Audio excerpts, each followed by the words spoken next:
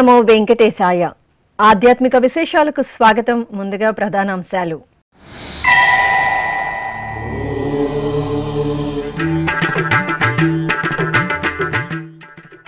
వైభవంగా శ్రీ ప్రసన్న వెంకటేశ్వరుని కళ్యాణోత్సవం. అప్పలాయగుంట క్షేత్రంలో శ్రవణ నక్షత్ర వేడుకలు.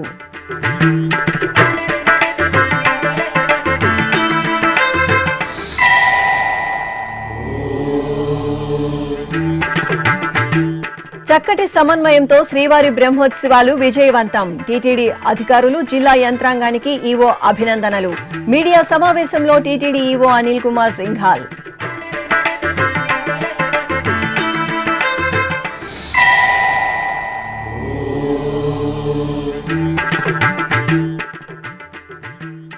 శ్రీగిరి వెంకటేశ్వరాలయంలో తిరువీధి ఉత్సవం. శ్రీదేవి భూదేవి సమేత స్వామివారి దర్శనంతో తరించిన భక్తులు.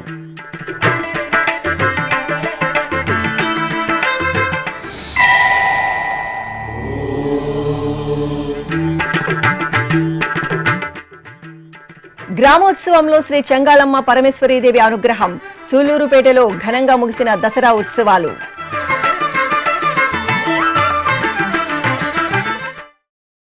తిరుపతి జిల్లా వడమాలపేట మండల కేంద్రం సమీపంలోని అప్పలాయగుంట క్షేత్రంలో శ్రీ ప్రసన్న వెంకటేశ్వర స్వామి వారి కళ్యాణోత్సవం ఘనంగా జరిగింది. తిరుమల తిరుపతి దేవస్థానం అనుబంధంగా ఉన్న ఈ ఆలయంలో స్వామివారి జన్మ నక్షత్రం శ్రవణాన్ని పురస్కరించుకుని అర్చకులు సంప్రదాయ శోభితంగా కళ్యాణం నిర్వహించారు. ఆలయ ప్రాంగణంలోని మండపంలో స్వర్ణాభరణాలు, పుష్పమాలలతో వధూవరులుగా అలంకార శోభితులను చేసిన శ్రీదేవి భూదేవి సమేత స్వామివారిని వేంచేపు చేశారు. విశ్వక్సేన పూజ, పుణ్యాహవాచనం, కంకణ పూజ, కంకణ ధరణ, యజ్ఞోపవీత ధరణ, మాంగళ్య పూజ తదితర క్రతువులను జరిపారు. తరువాత వేదమంత్రోచ్చారణలు, మంగళ వాయిద్యాల నడుమ ప్రసన్న వెంకటేశ్వరుని కళ్యాణాన్ని విశేషంగా నిర్వహించారు. సేవింపరు జనులాల చేరి మొక్కరో, సేవింపరు జనులాల చేరి మొక్కరో, భావింపనున్నాడిందరి భాగ్యము వలెను, భావింపనున్నాడిందరి భాగ్యము వలెను, సేవింపరో జనులాల చేరి మొక్కరో, భావింపనున్నాడిందరి భాగ్యము వలెను, సేవింపరో జనులాల చేరి మొక్కరో.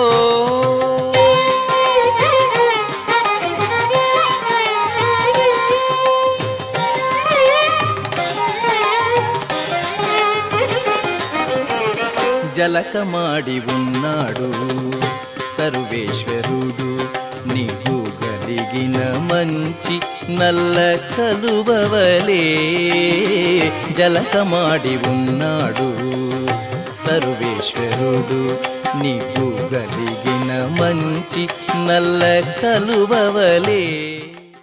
శ్రీవారి ఆశీస్సులతో వార్షిక బ్రహ్మోత్సవాలను విజయవంతంగా నిర్వహించగలిగామని టీటీడీ ఈవో అనిల్ కుమార్ సింఘాల్ తెలిపారు. తిరుమలలోని అన్నమయ్య భవన్లో శుక్రవారం ఉదయం డయల్ గివర్ ఈవో కార్యక్రమం జరిగింది. అనంతరం ఆయన మీడియా సమావేశం నిర్వహించారు. ఈ సందర్భంగా ఈవో మాట్లాడుతూ, ఎక్కడా రాజీ లేకుండా బ్రహ్మోత్సవాలలో శ్రమించిన టీటీడీ సిబ్బందికి, జిల్లా అధికారులు, పోలీసు యంత్రాంగానికి, శ్రీవారి సేవకులకు ధన్యవాదాలు తెలియజేశారు. డయల్ గివర్ ఈవో కార్యక్రమానికి 23 మంది భక్తులు ఫోన్ చేసి తమ సూచనలు, సలహాలు పంచుకున్నారని, భక్తులకు మెరుగైన సేవలు అందించేందుకు ఎప్పటికప్పుడు సరికొత్త నిర్ణయాలను తీసుకుంటామని, వాటిని అమలు చేసే క్రమంలో ఎదురయ్యే పరిస్థితుల దృష్ట్యా ఆ నిర్ణయాలను మార్పులు, చేర్పులు చేస్తామని ఈ సందర్భంగా ఈవో అనిల్ కుమార్ సింఘాల్ మీడియాకు వివరించారు. 5 సంవత్సరాల తర్వాత డయల్ యువర్ ఈవో కార్యక్రమంలో భక్తులు అందరితో మాట్లాడుకోవడం నాకు వ్యక్తిగతంగా ఎంతో సంతోషకరమైన విషయం. రెగ్యులర్గా అప్పుడు మనం డయల్ యువర్ ఈవో కార్యక్రమంలో ఫీడ్బ్యాక్ తీసుకుంటూ చాలా నిర్ణయాలు అప్పుడు మనం మెరుగైనటువంటి సేవలు అందించే దిశలు తీసుకోవడం జరిగింది. చాలా పథకాలు అప్పుడు అమలు చేయడం జరిగింది. ఎప్పటికీ అప్పుడు టీటీడీ కొన్ని నిర్ణయాలు తీసుకుంటూ ఉంటారు. అటువంటి నిర్ణయాలు తీసుకున్నప్పుడు మళ్ళీ over a period of time దాన్ని ఇంప్లిమెంట్ చేసేటప్పుడు వస్తున్నటువంటి ఎదుర్కొంటే ఇబ్బందులు, అదేవిధంగా దాని మీద వస్తున్నటువంటి ఫీడ్బ్యాక్ దృష్ట్యా మళ్ళీ ఒక్కోసారి మార్పు అవసరం ఎంతైనా ఉంటుంది.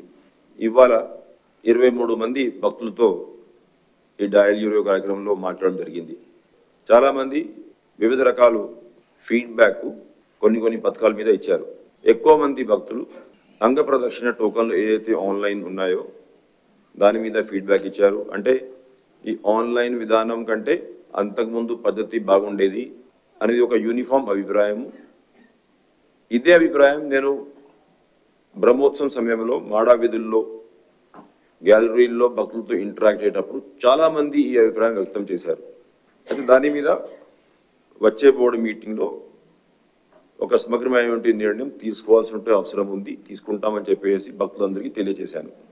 అదేవిధంగా శ్రీవారి సేవకులు వారు అందిస్తున్నటువంటి సేవలు బ్రహ్మాండంగా ఉన్నాయి.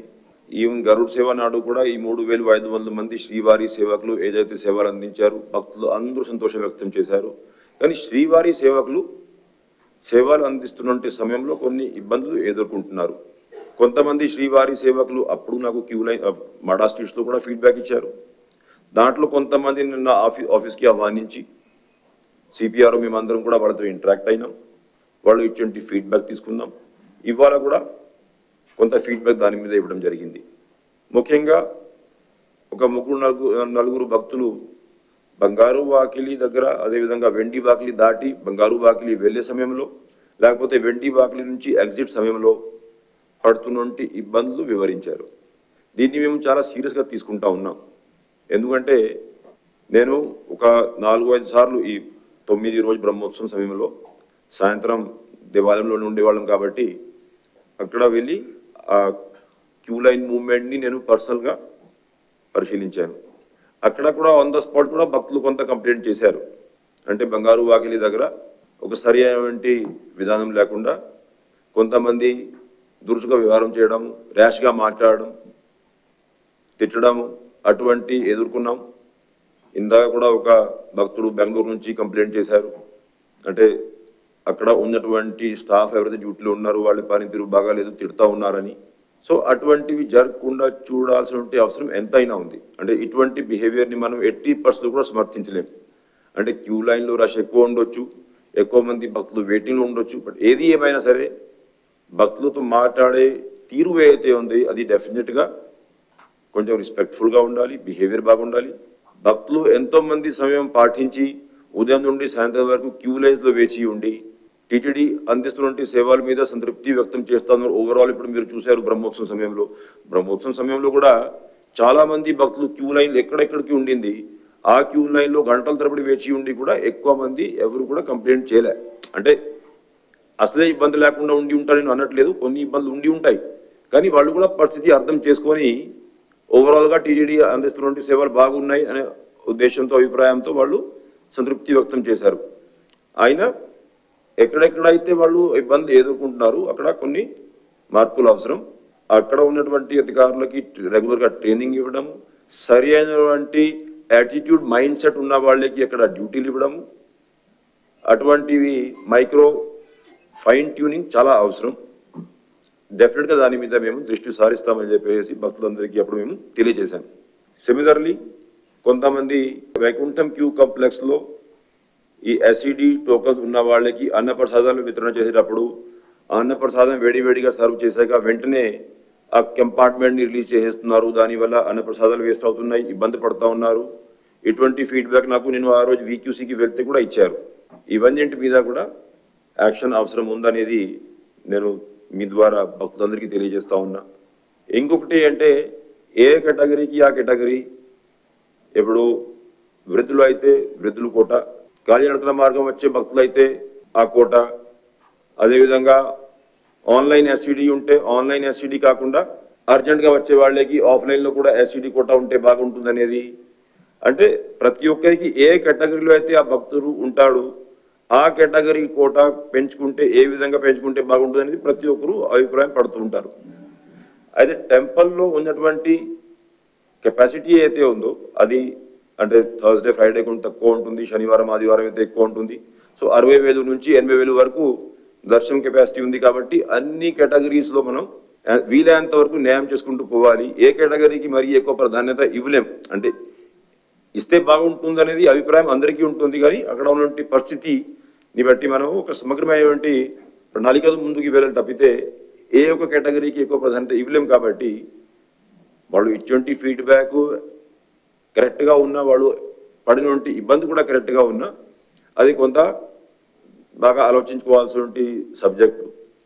ఉదాహరణంగా ఒక భక్తురాలు అంటే ఈ విరుద్ధులుగా ఇచ్చేటువంటి కోటా అయితే ఉంది, మనం అడ్వాన్స్గా ఇచ్చేస్తున్నాం, వారేమో మెడికల్ పేషెంటు, అంత అడ్వాన్స్ ప్లానింగ్ చేయలేమప్పుడు ఒకవేళ కోటా అందినా కూడా ఆ రోజుకి ఆరోగ్యం పరిస్థితి ఎట్లా ఉంటుంది, సద్వినియోగం అవుతుందా లేదా కోటా కూడా తెలియదు. ఇటువంటి ఇబ్బందులు ఉన్నాయి. పర్టికులర్లీ ఆన్లైన్ ఎస్సిడి టోకన్స్ అయితే ఇప్పుడు మనం 3 నెలల క్రితం ఇచ్చిస్తున్నాము. దాని మీద 2-3 అభిప్రాయపడ్డారు. అంతకుముందు నాకు ఈమెయిల్స్ కూడా చాలా వచ్చాయి. అంటే ఈ 3 months ముందు ఇచ్చే బదులు ఒక 1 month అట్లాగా ముందు ఇస్తే బాగుంటుంది. అంత అడ్వాన్స్డ్గా మనం కోటా తీసుకోవడం, ఆ కోటాని సద్వినియోగం చేసి ఉంటే అవకాశాలు తక్కువ ఉండడం, పిల్లలు స్కూల్ గోయింగ్ ఏజ్లో ఉంటే ఇంత అడ్వాన్స్ ప్లానింగ్ కష్టం. ప్లస్ ఇప్పుడు ఆ ట్రైన్ రిజర్వేషన్స్ ఇవన్నింటిలో కూడా కొంత మార్పు చేసుకుంది గవర్నమెంట్ ఆఫ్ ఇండియా. సో ఇక్కడ ఎస్సిడి కోటా తీసుకున్నా కూడా ఆ ట్రైన్ టికెట్స్ అందుబాటులో లేకపోవడము ఇవన్నీ ఉన్నాయి. కాబట్టి దాని మీద కూడా సలహాలు సూచనలు ఇచ్చారు. తీసుకుంటే బాగుంటుందని రిక్వెస్ట్ చేశారు. But I also agree. అంటే ఈ 3 months ఏదైతే మనం పెట్టి ఉన్నాం అడ్వాన్స్డ్గా, దీని మీద ఒక స్టడీ అయితే అవసరం. అంటే అది ఎగ్జాక్ట్గా ఎంతమంది బుక్ చేయగలుగుతున్నారు, బుక్ చేసేగా సద్వినియోగం చేయగలుగుతున్నారా లేదా, ఇటువంటి అభిప్రాయం నాకు ఈమెయిల్స్ ద్వారా చాలామంది ఈవెన్ శ్రీవాణి కోటా మీద కూడా ఇవ్వడం జరిగింది. అంటే డొనేషన్ ఇస్తున్నారు, కరెక్ట్, ఒక్కొక్క డొనేషన్కి ఒక్కొక్క టోకెన్ కూడా వస్తుంది, విఐపి బ్రేక్. బట్ ఎంత అడ్వాన్స్గా వాళ్ళు బుక్ చేయగలగాలి, దాని మీద కూడా ఒక వ్యూ అవసరం ఉంది. సో ఇటువంటి ఫైన్ మైక్రో ప్లానింగ్కి ఈ భక్తులు ఇచ్చేటువంటి ఫీడ్బ్యాక్ చాలా ఉపయోగపడుతుంది. ఇవన్నీ ఫీడ్బ్యాక్ అధికారులందరూ నోట్ చేసుకున్నారు. తిరుపతి నుంచి కూడా టీటీడీ ఎంప్లాయీస్ కొంతమంది మద్దతుదారుగా మారిపోయి ఈ భక్తుల మోసానికి పాల్పడుతున్నారని చెప్పి ఒక కంప్లైంట్. కంప్లైంట్ అంటే తిరుపతిలో ఉన్నారు కాబట్టి సివిఎస్ఓ గారు వారిని పిలిపించి ఆ డీటెయిల్స్ ఇవన్నీ తీసుకొని కఠినమైన చర్య, అంటే ఏదైతే ఎక్కడైనా ఒఫెన్స్ ప్రూవ్ అయితే మాత్రం ఎక్కడ కూడా లీనియన్స్ అనేది ఉండదు అని చెప్పేసి ఈ సందర్భంగా తెలియజేస్తా ఉన్నా. అది టీటీడీ ఎంప్లాయీ కావచ్చు, లేకపోతే వేరే మద్దతుదారులు కావచ్చు. ఇటువంటి మద్దతుదారు వ్యవస్థని అరికట్టాల్సిన అవసరం ఎంతైనా ఉంది. ఇప్పుడు పవిత్రతతో మనం దేవాలయ పవిత్రతని కాపాడుకుంటా, తిరుమల పవిత్రతని కాపాడుకుంటా, ఒక మంచి మైండ్ సెట్తో మనం భక్తులకు సేవ ఇవ్వాల్సిన అవసరం ఉంది. కానీ ఇటువంటి మిడిల్మెన్ వ్యవస్థని ఎట్టి పరిస్థితులు కూడా టాలరేట్ చేయదలుచుకోలేదని నేను ఈ సందర్భంగా క్లారిఫై చేస్తూ ఉన్నా. అయితే బ్రహ్మోత్సవం తర్వాత మనం ఫస్ట్ టైం కలవడం కాబట్టి ఈ 9 రోజుల పాటు శ్రీవారి సాలకట్ల బ్రహ్మోత్సవాలు వైభవంగా స్వామివారి ఆశీస్సులతో నిర్వహించగలిగాం. భక్తులు అందరూ కూడా సంతృప్తి వ్యక్తం చేశారు. ఈ సందర్భంగా ప్రత్యేకంగా నేను భక్తులు అందరికీ ధన్యవాదాలు, కృతజ్ఞతలు తెలియజేస్తూ ఉన్నా. ఎందుకంటే గంటల తరబడి వేచి ఉండి వాళ్ళు స్వామివారిని దర్శించుకున్నారు, వాహన సేవ వీక్షించారు, బాగా సహకరించారు. ఆ భక్తులు అందరూ ఇంత ఓపికతో, ఇంత క్రమశిక్షణతో, ఇంత సహనంతో వాళ్ళు కూర్చొని టీటీడీ ఇస్తున్నటువంటి సలహా సూచనలు పాటిస్తూ ఎక్కడ కూడా ఇబ్బంది లేకుండా సహకరించారు. కాబట్టి ఈ స్మూత్ అరేంజ్మెంట్ అనేది సక్సెస్ అయ్యిందనేది ఈ సందర్భంగా తెలియజేస్తూ ఉన్నా. రిలీజియస్ స్టాఫ్, ప్రధాన అర్చకులు, ముఖ్య అర్చకులు, మిగతా రిలీజియస్ స్టాఫ్ చాలా కష్టపడి పనిచేశారు. ముఖ్యంగా జిల్లా అధికార యంత్రాంగం, కలెక్టర్ గారు, సూపరింటెండెంట్ ఆఫ్ పోలీస్ గారు, వారి ద్వారా ఉన్నటువంటి సెక్యూరిటీ స్టాఫ్, సివిఎస్ఓ గారి కోఆర్డినేషన్తో పకడ్బందీ బందోబస్తు ముందుకు వెళ్ళారు. బ్రహ్మోత్సవం స్టార్ట్ కాకముందు మనం ఇంటరాక్ట్ అయ్యేటప్పుడు కొంతమంది మీడియా మిత్రులు కూడా ఆ అభిప్రాయం వ్యక్తం చేశారు. అంటే కోఆర్డినేషన్ ఏ విధంగా ఉండబోతా ఉంది ఫీల్డ్ లెవెల్లో between vigilance and security and TTD officers, బ్రహ్మాండంగా కోఆర్డినేషన్ ఉంటుందని నేను అప్పుడే చెప్పాను. బ్రహ్మాండంగా కోఆర్డినేషన్తో ముందుకు వెళ్ళాము.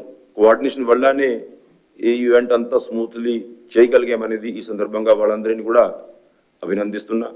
పారిశుద్ధ్య కార్మికులు, క్షురకులు, మిగతా అధికార యంత్రాంగం, తిరుపతి నుంచి డెప్యుటేషన్ మీద వచ్చి ఉంటే అధికార యంత్రాంగం, 3500 మంది శ్రీవారి సేవకులు, ఎంతోమంది హెల్త్ డిపార్ట్మెంట్ స్టాఫ్, పారిశుద్ధ్య స్టాఫ్ అందరూ కూడా కింద నుంచి పై వరకు కష్టపడి ఈ బ్రహ్మోత్సవం ఎక్కడ కూడా ఇబ్బంది లేకుండా చేయగలిగారు.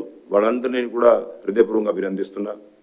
Particularly electronic media, print media, social media channels అందరూ కూడా ఎప్పటికెప్పుడు టీటీడీ ఇచ్చేటువంటి సలహాలు సూచనలు భక్తులకి తెలియజేస్తూ ఎక్కడ కూడా అనవసరమైనటువంటి అపోహాలు, నెగిటివ్ వార్తలు అటువంటివి లేకుండా మంచి స్పిరిట్తో ఒక పాజిటివ్ ఎన్వైరన్మెంట్ బిల్డప్ చేసిన దాంట్లో బాగా సహకరించారు.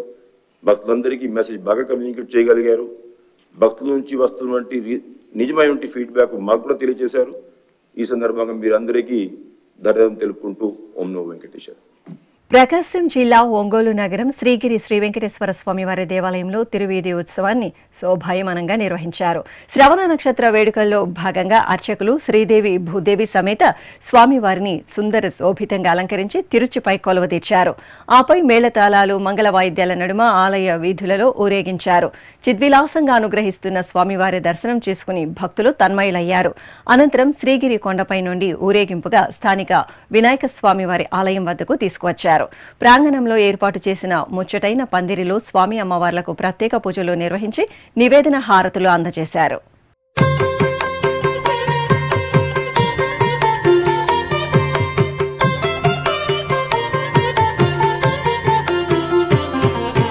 బంగారు మెడలలోన పరమాత్ముడు వాడే,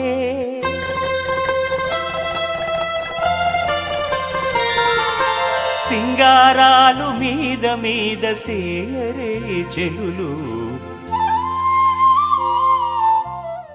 శక్తి స్వరూపిణి చెంగాలమ్మ పరమేశ్వరీదేవి గ్రామోత్సవాన్ని వీక్షించి భక్తులు తన్మయులయ్యారు.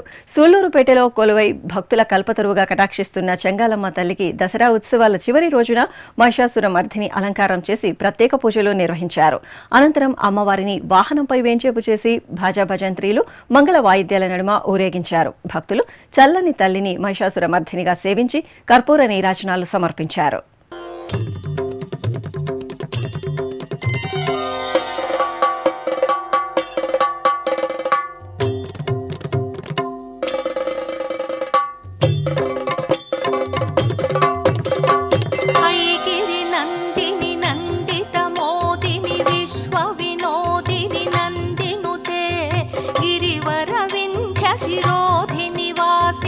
विष्णु विलासिनि जिष्णुनुते भगवति हेशिति कंठ कुटुंबिनि भूरि कुटुंबिनि भूरि कृते जय जय हे महिषासुरमर्दिनि रम्यकपर्दिनि शैलसुते. ఆది దంపతులైన శివపార్వతులు తెప్పోత్సవంలో ఆహ్లాదభరితంగా అనుగ్రహించారు.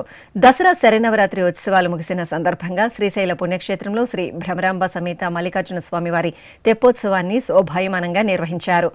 ముందుగా ఆలయంలోని మండపంలో స్వామి అమ్మవార్లకు బంగారు ఆభరణాలు, పుష్పమాలలతో సర్వశోభితంగా అలంకరణలు చేసి ప్రత్యేక అర్చనలు జరిపారు. అనంతరం వర్ణశోభిత పుష్ప పల్లకీపై ఉత్సవాలను వేంచేపు చేసి ఆలయ ప్రాంగణంలోని పుష్కరిణి వద్దకు తీసుకువచ్చారు. అక్కడ చూడ చక్కగా తీర్చిదిద్దిన తెప్పలపై ఆది దంపతులను వేంచేపు చేసి ప్రత్యేక పూజలు నిర్వహించి హారతులు అందజేశారు.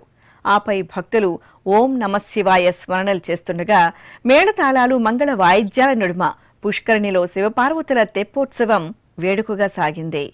నమో దేవాది దేవాయ త్రినేత్రాయ మహాత్మనే రక్తపింగళ నేత్రాయ జటామకుటధారిణి.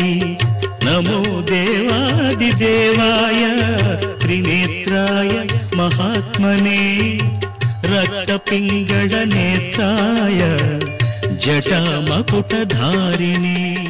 కడప జిల్లా దేవుని కడప శ్రీ లక్ష్మీ వెంకటేశ్వర స్వామి వారి దేవాలయంలో శుక్రవారం కళ్యాణోత్సవం ఘనంగా జరిగింది. తిరుమల తిరుపతి దేవస్థానం అనుబంధంగా ఉన్న ఈ ఆలయంలో స్వామివారి జన్మ నక్షత్రం శ్రవణాన్ని పురస్కరించుకుని కళ్యాణాన్ని జరిపారు. ఆలయ ప్రాంగణంలో ఏర్పాటు చేసిన వేదికపై శ్రీదేవి భూదేవి సమేత స్వామివారిని బంగారు ఆభరణాలు, సుగంధ పుష్పమాలలతో దివ్య శోభితంగా అలంకరించి కొలువు తీర్చారు. విశ్వక్సేన పూజ, పుణ్యాహవచనం, కంకణ ధారణ, యజ్ఞోపవీత ధారణ, మాంగళ్య పూజ తదితర వైదిక క్రతువులను నిర్వహించారు. ఆపై వేద మంత్రోచ్చరణలు, మంగళ వాయిద్యాల నడుమ శ్రీ లక్ష్మీ వెంకటేశ్వర స్వామి కళ్యాణోత్సవం కమనీయంగా జరిగింది.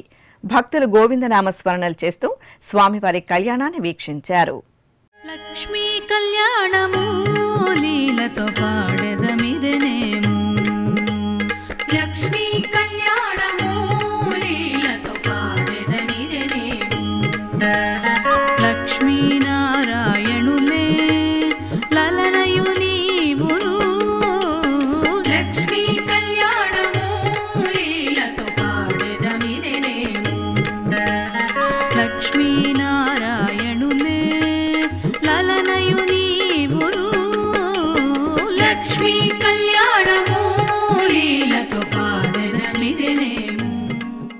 అమ్మలగన్న అమ్మ దుర్గమ్మ తల్లి పుష్ప పల్లకిపై ఊరేగుతూ భక్తులకు దర్శనమిచ్చారు. చిత్తూరు నగరం గిరింపేటలో కొలువైన శ్రీ దుర్గమ్మ తల్లి ఆలయంలో దసరా ఉత్సవాలు ఘనంగా జరిగాయి.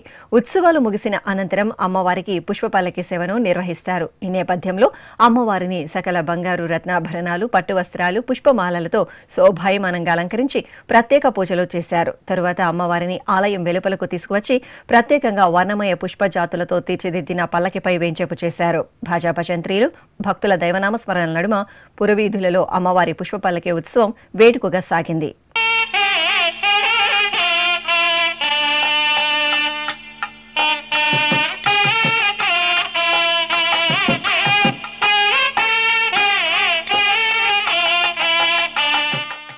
ఇప్పుడు ఒక చిన్న విరామం.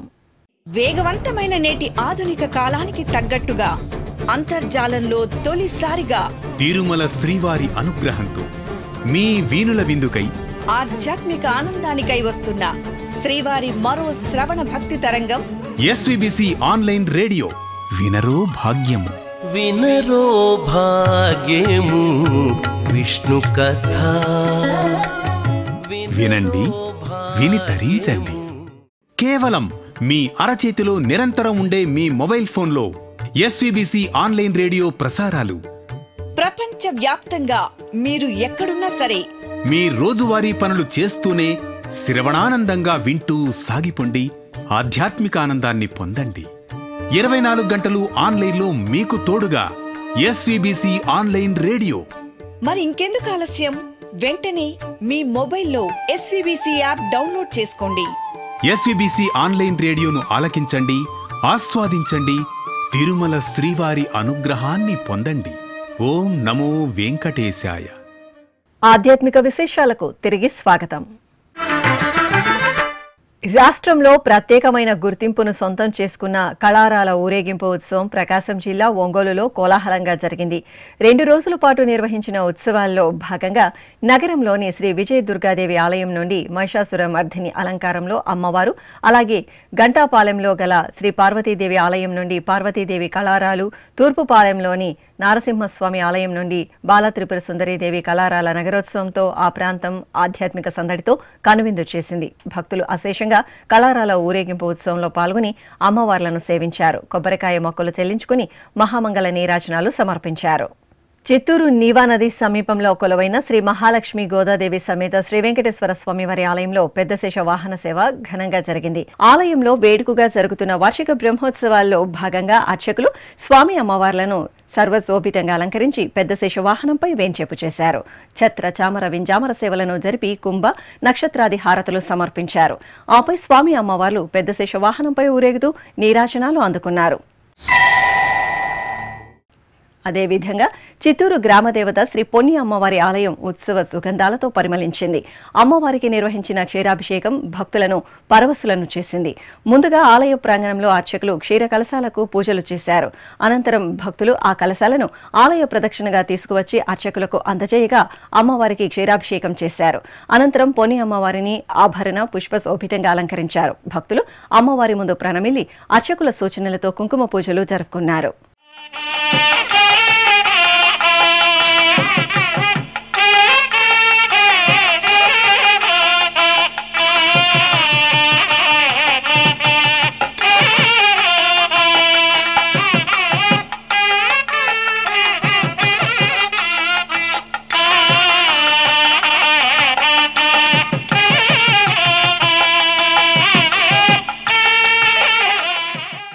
కోనసీమ జిల్లా ర్యాలీలో కొలువైన శ్రీ జగన్మోహిని కేశవ గోపాలస్వామి ఆలయం భక్తులతో కలకలలాడింది. శ్రవణ నక్షత్రాన్ని పురస్కరించుకుని గోపాలస్వామి దర్శనార్థం తరలివచ్చిన భక్తులతో ఆలయం సందడిగా కనువిందు చేసింది. ఈ ఆలయాన్ని దర్శించి 5 ప్రదక్షిణలు చేసి స్వామివారికి మొక్కుకుంటే కోరిన కోరికలు నెరవేరుతాయని భక్తుల నమ్మకం. ఈ సందర్భంగా అర్చకులు శ్రీ జగన్మోహిని కేశవ గోపాలస్వామి దేవాలయంలో స్వామివార్లకు ప్రత్యేక పూజలు నిర్వహించారు. ఆపై సెమీ పూజలు నిర్వహించి మంత్రపుష్పం, మంగళహారతులు సమర్పించారు. అనంతరం నిర్వహించిన గ్రామోత్సవంలో భక్తులు స్వామివారికి కర్పూర నీరాజనాలు సమర్పించారు. కృష్ణా జిల్లా కేంద్రం మచిలీపట్నంలో శక్తి పటాల నగరోత్సవం నేత్రపర్వంగా జరిగింది. విజయదశమి ఉత్సవాల్లో భాగంగా చివరి రోజున శక్తి పటాలను నగరంలో ఊరేగించే సంప్రదాయాన్ని భక్తులు ఈ ప్రాంతంలో 100 సంవత్సరాలుగా అనుసరిస్తున్నారు. ఈ ఈ నేపథ్యంలో కాళీ గాయత్రి అమ్మవారి ఆలయం నుండి శక్తిపటాలు నగరోత్సవానికి బయలుదేరాయి. శక్తిపటాలకు పటాలను ధరించిన భక్తులకు ప్రత్యేక పూజలు చేశారు. తరువాత శక్తిపటాలను ధరించిన భక్తులు నృత్యం చేస్తూ నగరోత్సవం నిర్వహించారు. దారి పొడవునా భక్తులు శక్తిపటాలకు స్వాగతం పలికి నీరాజనాలు సమర్పించారు. నంద్యాల జిల్లాలోని ప్రసిద్ధ మహానంది క్షేత్రంలో దసరా శరన్నవరాత్రి ఉత్సవాలు, శతచండీ యాగం, మహాపూర్ణాహుతి కార్యక్రమాలతో ఘనంగా ముగిశాయి. ముందుగా అర్చకులు ఆలయ ప్రాంగణంలోని యాగశాలలో హోమగుండాన్ని ఏర్పాటు చేసి గణపతి పూజ, పుణ్యాహవచనం, కలశ ఉద్వాసన జరిపారు. తరువాత శతచండీ హోమం నిర్వహించి పూర్ణాహుతి సమర్పించారు. ఆపై శ్రీ కామేశ్వరి దేవి సమేత శ్రీ మహానందీశ్వర స్వామివారిని వృషభ వాహనంపై వేంచేపు చేసి మహానందిలో గ్రామోత్సవం జరిపారు. ఈశ్వర్ నగర్లోని పురాతన సెమీ మండపంలో సెమీ పూజలు జరిపారు. ఈ సందర్భంగా విభిన్న వేషధారణలు ఆకట్టుకున్నాయి. ఓం నమః శివాయ నమః శివాయ హర హర శంకర నమః శివాయ నమః శివాయ నమః శివాయ హర హర శంకర నమః శివాయ ఓం నమః శివాయ నమః శివాయ హర హర శంకర నమః శివాయ నమః శివాయ నమః శివాయ హర హర శంకర నమః శివాయ. ఇక నంద్యాల పట్టణంలో విజయదశమి సందర్భంగా దేవదేవుల గ్రామోత్సవం కోలాహలంగా జరిగింది. ఏటా విజయదశమి పర్వదినాన అన్ని దేవాలయాల నుండి దేవదేవులు ఊరేగింపుగా పట్టణంలోని శ్రీ ఆంజనేయ స్వామివారి దేవాలయం వద్దకు చేరుకుని భక్తులకు దర్శనమిచ్చారు. ఈ సందర్భంగా ఆ ప్రాంతం భక్తులతో కళకళలాడింది.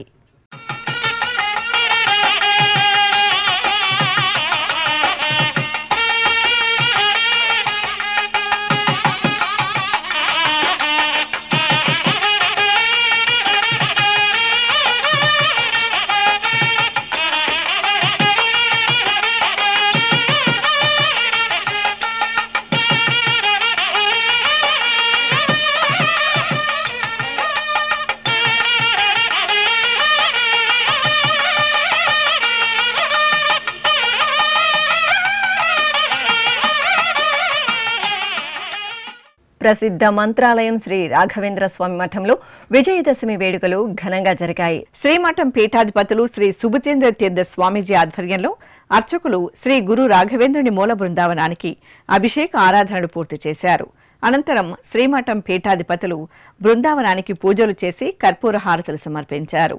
ఇక సంస్థాన పూజల్లో భాగంగా పూర్ణబోధ మండపంలో శ్రీ మూలరాములకు ప్రత్యేక పూజలు నిర్వహించి నివేదన హారతులు అందజేశారు.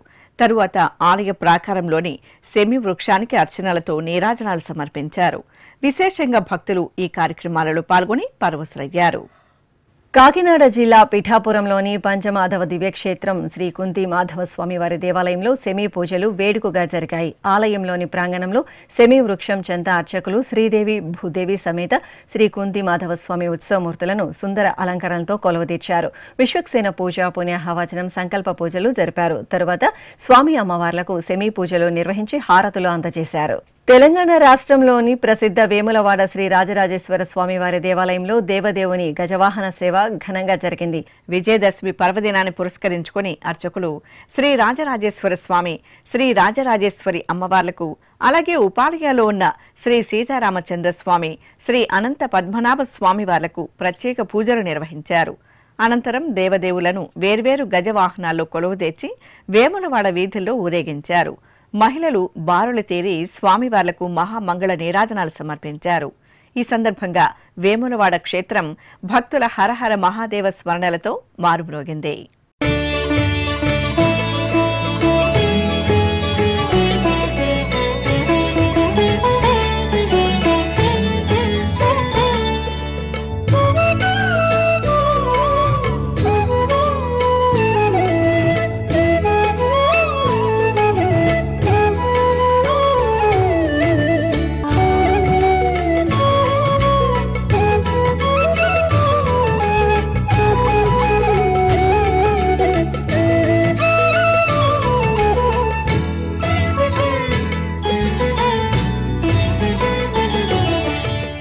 ఖమ్మంలోని ప్రసిద్ధ స్తంభాద్రి లక్ష్మీ నృసింహస్వామి వారి దేవాలయంలో సెమీ పూజలు వైభవంగా జరిగాయి. స్తంభాద్రి లక్ష్మీ నృసింహస్వామి వారి ఆలయ ప్రాంగణంలో ఉన్న జమ్మిబండ వద్ద నిర్వహించిన పూజలలో విశేషంగా భక్తులు పాల్గొన్నారు.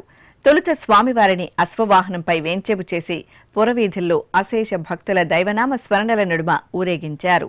అనంతరం జమ్మిబండ వద్ద స్వామివారిని కొలువుదీర్చి సెమీ పూజలు నిర్వహించి తీర్థప్రసాదాలను స్వీకరించారు. ఈ సందర్భంగా ఆలయ ప్రాంగణం జై నారసింహ స్మరణలతో మారుమ్రోగింది.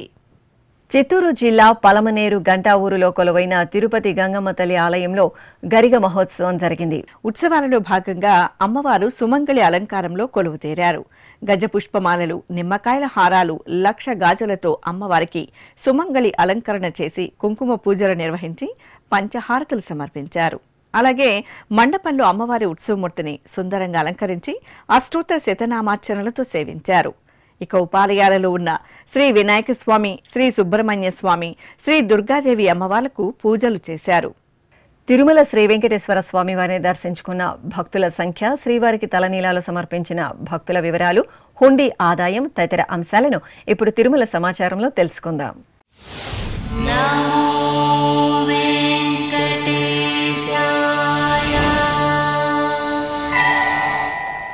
తిరుమల శ్రీ వెంకటేశ్వర స్వామి వారిని శుక్రవారం 73,581 మంది భక్తులు దర్శించుకున్నారు.